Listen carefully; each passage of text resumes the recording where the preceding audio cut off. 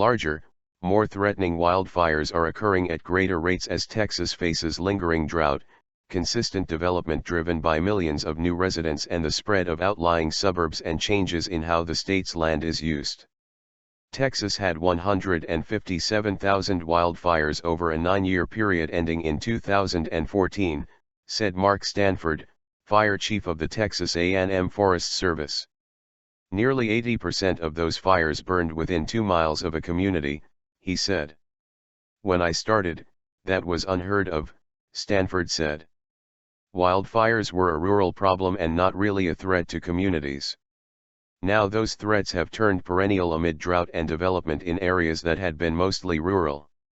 The latest danger erupted this month when the Hidden Pines fire in Bastrop County burned nearly 5,000 acres and destroyed 77 buildings, including 64 homes, according to the Forest Service. Flames threatened another 95 homes.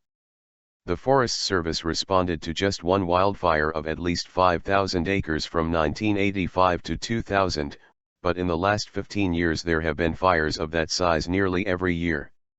There were 27 fires at least that size in 2008 and 76 in 2011. 4 years ago, the Bastrop County complex wildfire that destroyed more than 1,650 homes proved to be the most destructive in Texas history. With the state population steadily growing from about 21 million in 2000 to 27 million now, Stanford said a concern for public safety officials is people moving beyond the suburbs and into areas where brush, trees, and other vegetation can fuel flames. I'm not slamming people who want their piece of Texas heaven, he said, adding that people see the losses that have occurred and want to do something about it. He said state programs such as community wildfire protection plans must be encouraged to minimize fire threats. More vegetation today. Texas landscape has a much different appearance today than it did in past decades, said Tom Andy Vestal, Emergency Services Coordinator for Texas A&M Agri-Life Extension Service. He said it's one prone to inflating fires rather than containing them. In Texas Hill Country, for example, much of the land used to be reserved for cattle and other animals that munched on the vegetation, Vestal said. Land use over the past 2 decades has changed enormously, he said. There are fewer grazing animals out in those rural environments. With the addition of housing and other developments, the vegetation is left to grow and be more vulnerable to fires. Stanford said the state's intensive agricultural practices once did a lot to prevent large wildfires. But agriculture as an economic and land management practice has faded in parts of Texas. The public generally likes to look at nature as the static picture that never changes, Stanford said. And it's actually very dynamic.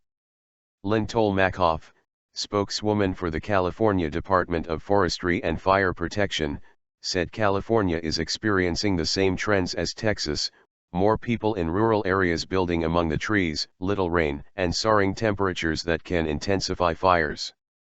This year alone, 8,000 wildfires have spread across 825,000 acres in California. The wildfire season here won't let up, Tolmachoff said. She said wildfire season traditionally ran from around June to October, but has more recently expanded by more than 2 months. Texas, California, and other states need greater promotion of prescribed burns, said Robin Verbal, an assistant professor of fire ecology at Texas Tech University. She said Texas has taken a progressive approach in allowing landowners greater latitude in using controlled burns to minimize vegetation. More prescribed fire means less wildfire, she said.